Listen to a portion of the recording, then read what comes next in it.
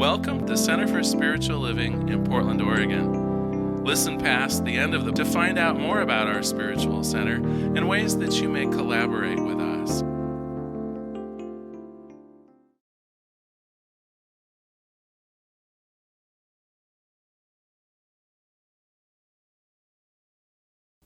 So welcome to the Portland Center for Spiritual Living. Wherever you are on your spiritual journey, you're most welcome here. I'd like to start by just making a few announcements. As you know, our in-person services have been canceled to stop the spread of the coronavirus, and that is expected to extend until April 8th. That's currently the date set by the state of Oregon's health department. Our annual business meeting that we did have scheduled for next week has also been postponed. And if you have questions about any of our services or what's going on here, please check us out online at cslportland.org.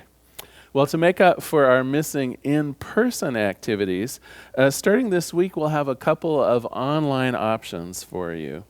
This coming Wednesday at 7 o'clock Pacific Daylight Time, we'll offer a meditation service using Zoom teleconferencing. Everybody's welcome to attend this meditative service, and details for using Zoom and the link to connect you will be on our website at cslportland.org. Now, this coming Sunday, you can tune into our more regular service using Facebook Live. The service will start at 11 a.m. Pacific Daylight Time, and will follow the format of one of our more usual services, including prayer, music, all the bells and whistles. Just go to Facebook and look for Portland Center for Spiritual Living. At 11 a.m., you should see the live stream from our sanctuary. Well, that's it for announcements, but I do also want to offer prayer support. I know this is a moment in time when our hearts are heavy, and sometimes it's easy to get stuck in a place of fear. Our website is set up to take your prayer requests. We also have a list of our licensed practitioners. They're available. You can call them or contact them for a brief prayer consultation. Please take advantage of our services. All right. Well, today I want to continue on with our discussion of Don Miguel Ruiz's The Four Agreements. You'll remember last week we worked on the second agreement, don't take things personally. And I got to tell you, if you're like me, this was quite a week for that, wasn't it? Here in Oregon anyway, we've been asked to sequester ourselves and keep social distancing. And oh my gosh, as I went through the week, I was so taking that personally. It's as though this gosh darn virus was specifically designed just to piss me off. Do you know what I mean? It's like my efforts at going to the grocery store seemed thwarted. All of the things that I wanted to do, I had to think about. Is that appropriate? How can I do this safely without worrying about infecting or being infected by someone else? And I got to tell you, I had to keep reminding myself, this virus was not designed with me in mind.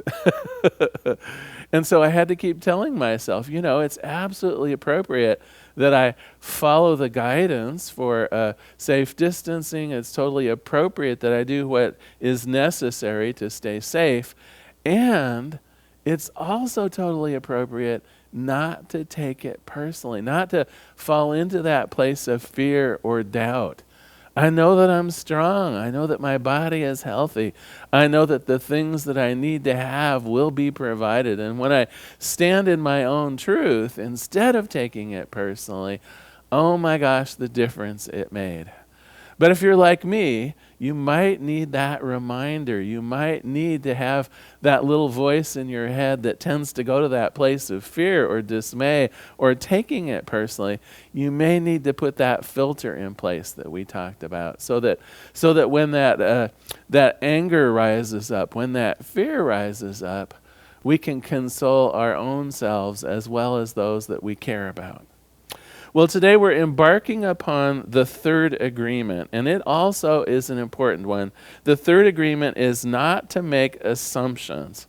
So when we make assumptions, several things happen, and the bad news is they're all negative things. So let me talk about making assumptions. First of all, you're going to limit the good possibilities when you assume something is going to happen a certain way. You'll actually overlook some of the greater possibilities that exist. Second of all, you've made an investment in a particular outcome when you make an assumption. And so then if that outcome isn't fulfilled in the way that you imagine it will be, there's going to be disappointment or resentment. Then third, even if your assumption is correct, then you're going to lose the spontaneity factor. And I'll tell you a little bit more about that in a few minutes. And then last but not least, oftentimes when we make assumptions, we're just wrong. We're just plain wrong. We've misunderstood. We've miscalculated. We've not listened correctly. We've made assumptions around the intent of the message. And so actually the effects of whatever's going on are going to be worsened by our making assumptions about them.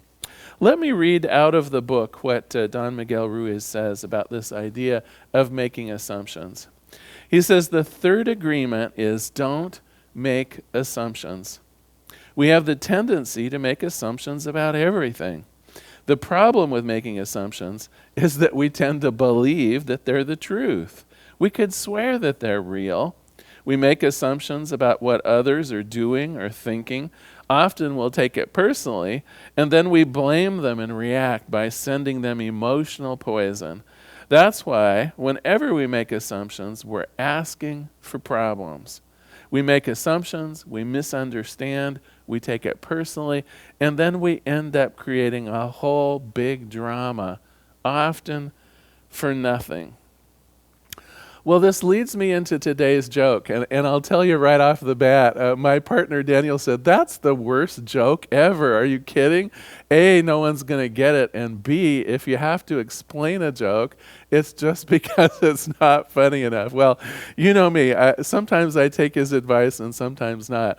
I will suggest that this joke primarily will be funny to people who are economists. So the 7 or 8 of you out in the world who are actually economists will probably enjoy this joke. So a physicist, an engineer, and an economist are stranded on a desolate island, and they are very, very hungry. Suddenly, a can of corn washes up on the beach. They want to open it. They want to eat it, but how? The physicist says, well, let's start a fire. We'll place the can inside the flames. Eventually, it will explode, and then we can eat. Are you crazy, says the engineer. The corn will burn and scatter. We'll have nothing. What we should do is get a metal wire, attach it to a wooden base, push it, we'll crack the can wide open. That's just as stupid, says the economist. Where the heck are we going to find a metal wire on this island? Besides, the solution is deceptively simple. First, we just make the assumption that we have a can opener. Okay, well, I think it's funny anyway. But let me explain just a little bit about this silly joke. So, of course, the idea is so often we take things for granted. We take things on faith by making an assumption that just isn't true. Of course, we can make an assumption that the average household would have a can opener, right, as the economist is doing here. But the truth is, we don't have one. And so when we move ahead in our assumptions and we're wrong about them, of course, there's going to be trouble ahead. An example. I do want to give you an example that perhaps you can relate to more easily. So how many of you have really looked forward to a birthday party? And you know, I've noticed this isn't something just for kids. All of us kind of enjoy looking forward to a birthday. So it's almost your birthday. You're assuming there's going to be a party. You know, either your parents or if you're young, or maybe a loved one or a spouse or a friend has thrown you a party every year for just as long as you can think. And you're even starting to imagine it. You're almost ready to make assumptions exactly about what's going to happen. Maybe the restaurant you'll go to, or a certain kind of cake that you have, or the friends and family that you look forward to having on your birthday. Well, now there's 2 possible outcomes here by making an assumption like that. And here's the bad news. They're both actually negative. So the first thing that might happen is that they just forget. For whatever crazy reason, no one plans a birthday party for you. Now, of course, we're all enterprising people. We have a lot of creativity in us, right? There's no reason that we couldn't, on our own, have a fabulous birthday, even by ourselves, right? We could go watch our favorite movie. We could make our own special birthday cake or buy one at our special store. We could take ourselves out to a fabulous restaurant, or maybe make a meal at home that would be exactly to our preferences. We could have a wonderful day, but we're not going to because we made an assumption there would be a party. And so what's apt to happen, of course, is we've made that assumption. Now we're going to cast some blame out there, right? Why didn't my so-and-so best friend invite me to dinner on my birthday like she usually does? Why didn't I get that party that I was hoping for, and made some assumptions around? But there's another outcome, right? The more typical one is you get your party, but maybe some of the details aren't quite the way you had imagined. Maybe you didn't go to your favorite restaurant. They decided to take you to their favorite restaurant. Do you know what I mean? And so some of the details aren't quite the way you had imagined them, even though you got this fabulous party. But you're not seeing it as fabulous. You have made some assumptions about what's going to happen, who's going to be there, what the food's going to be like, whether there are decorations or not. You had it all planned out in your head, and now you're not willing to see how beautiful it really is because you made an assumption about how it could be. So you see the trouble with assumptions. Whether your assumptions were right or your assumptions were wrong, either way, whether you get that party or not, you're not going to be as happy as if you had made perhaps only the assumption that you'd have a good time on your birthday. And so the more detailed our assumptions are, the more we've fantasized about exactly what will happen, any deviation from that lessens our ability to sense the joy in the world. So what can we do instead? What are our options here? Well, first of all, the best thing to do, and the true antidote from this idea of making assumptions, is to ask questions. How often could an assumption we made simply been cleared up with even a single question? Are there plans for my birthday this year? Right? Then you could have done something completely different. If there were no plans for your birthday, you could have made plans for your birthday. So whenever you find yourself in that place of dismay, when you see yourself walking down a road in ambiguity and you're making assumptions about it, perhaps it's time to ask questions. What did the boss mean when she said that? Is there going to be a birthday party or not? Where are we thinking of going on vacation this year? What exactly does sequestered at home mean, right? I had to look that one up the other day. I was assuming that if we were supposed to be keeping to ourselves, that probably I shouldn't be taking the dogs out for walks. And come to find out, no, sequestered in place right now simply means avoiding other people. And we actually can take the dogs out. At least in the state of Oregon, they're saying that's an approved activity, right? So until I ask questions, until I actually find out what's going to happen and the intentions behind it, I'm apt to come up with the craziest ideas and conclusions that you can imagine. We get direction when we ask questions. We get to eliminate the confusion and vagueness that sometimes people send our way.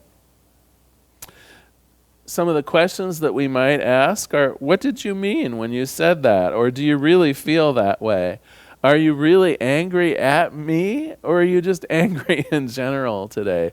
Do you see where I'm going with this? So often we don't understand people's intentions. We read into it. We make assumptions about it that may or may not be true. Now, sometimes, of course, we'll ask a question and we'll get the information that we wished we didn't get. That's okay. at least we understand what we're dealing with, and we're not just making it up as we go along. The other thing, though, that I want to talk about, the second antidote to this idea of making assumption, and sometimes I think this gets a bad rap. It's the idea of going with the flow. And I know that sometimes the idea of going with the flow means you're throwing your towel in. You're just going to do what other people think and assume. And that's really not my intention here. My intention here is to open your heart and your mind to possibilities. And so by that, I mean, having maybe a general assumption that you're going to have fun on your birthday is a good thing.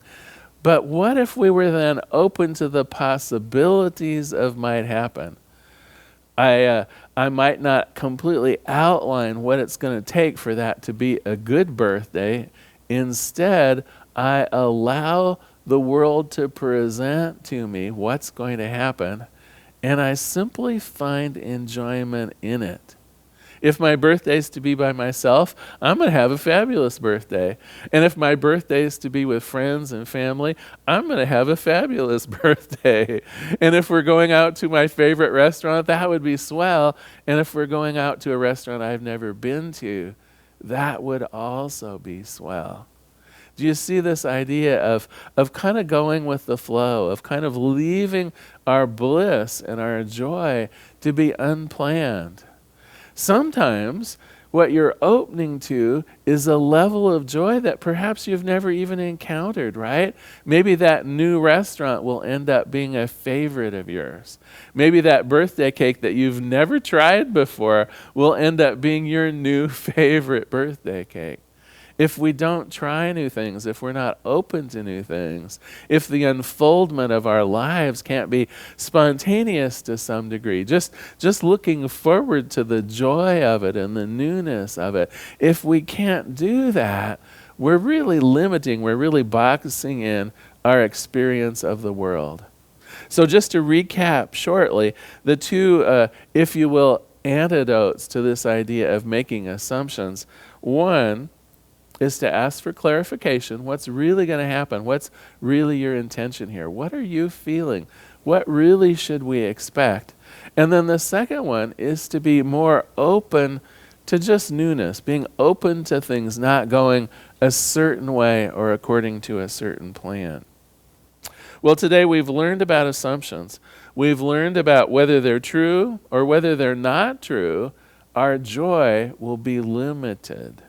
And when we make incorrect assumptions, we're actually destined to a fair amount of drama and negativity. We've also learned that blaming and making accusations when things aren't going our way also produces negative results. We've learned that the antidote to assumptions is to ask questions and to gain clarity. And also, a great antidote is to be more open to newness in our lives, that willingness just to see what's going to happen and not make assumptions about it. Well, it wouldn't be Sunday unless I'm offering some homework to you. So I do have a minor bit of homework. As best you can, of course, please keep the first two agreements even as we add the third one. So continue to be impeccable with your word. And the second agreement, not to take anything personally. And then today we'll add, don't make assumptions.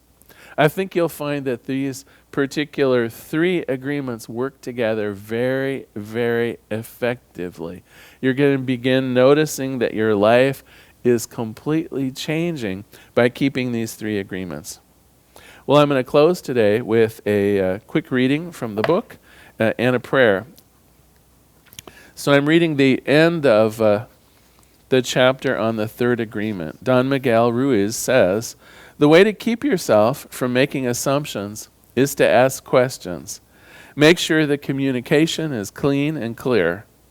If you don't understand, or if it's vague, ask. Have the courage to ask questions until you are as clear as possible. And even then, do not assume that you know all there is to know about a given situation. Also, find your voice and ask for what you want. Everybody has the right to tell you no or yes, and you always have the right to ask. The day you stop making assumptions, you will communicate cleanly and clearly. You'll be free of emotional poison. Without making assumptions, your word becomes impeccable. Let us pray. There is one power, one presence, one life, and one goodness. There is only this one thing. I call it Spirit, and what I know about Spirit is that it is the allness, the lovingness, the joy, the peace, the abundance of the universe itself. It is in infinity, all of that good simply there for us as part of Spirit to accept into our own lives. And so today, for myself, for everyone listening to my voice, I claim that the good of God is mine, is ours, that the love that is God is ours, that the joy and the peace and the safety of God is ours. We simply open our minds and our hearts to receive that goodness so willingly given to us by Spirit. We put aside doubts and fears, and certainly there's a lot of doubts and fears in the world right now, but we choose to not make negative assumptions around them. We choose to do what's necessary to keep ourselves safe, and at the same time, we allow our hearts to be open to receive the love, to receive the joy, to receive the goodness that still exists in such supply in the world. We recognize that we really are a centralized part of Spirit itself, and that all of God's good is ours. And so for this week, I know that each of us is guided and directed. Each of us is safe in our lives, that each of us has that ability to bring forth through us and as us love, light, joy, health, and peace. And so for this, I give great thanks. For this, I recognize the gratitude for all of God's good. I release my prayer into the activity, into the action of the law itself. I let it be, and together we say, and so it is. Thank you so much for being here today. Please check our website for all of the many options that we have for all of us during this national and international time of trouble. Our website is cslportland.org. Thank you very much.